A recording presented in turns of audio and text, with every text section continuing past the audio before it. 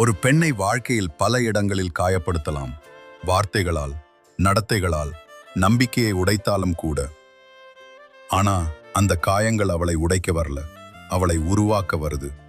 ஒரு பெண் என்ன செய்யணும் தெரியுமா? முதல்ல அவள் தன்னையே கேட்கணும், நான் யார்னு.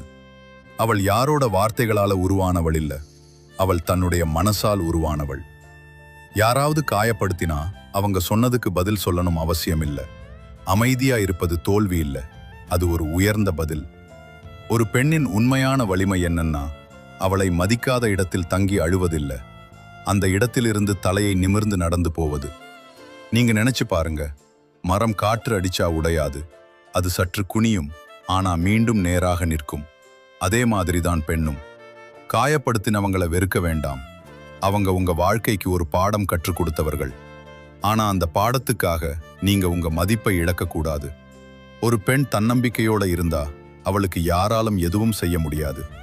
அவள் மனசு நொந்திருந்தாலும் அதை வெளியில் காட்டாமல் அதை குணமாக்கி கொள்ளும் சக்தி அவளுக்கு இருக்கு.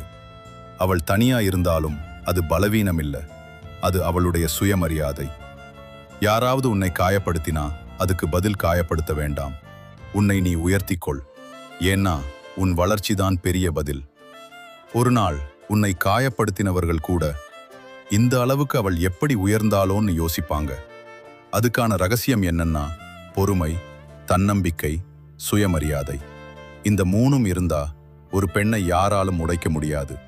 அதனால எவ்வளவு காயம் இருந்தாலும் உன் மனசை காப்பாற்று, உன்னை மதிக்காத இடத்திலிருந்து விலகு, உன்னை மதிக்கும் வாழ்க்கையை உருவாக்கு. நீ ஒரு சாதாரண பெண் இல்ல, நீ ஒரு சக்தி. நீ நிமிர்ந்தா உலகமே உனக்கு வழிவிடும்.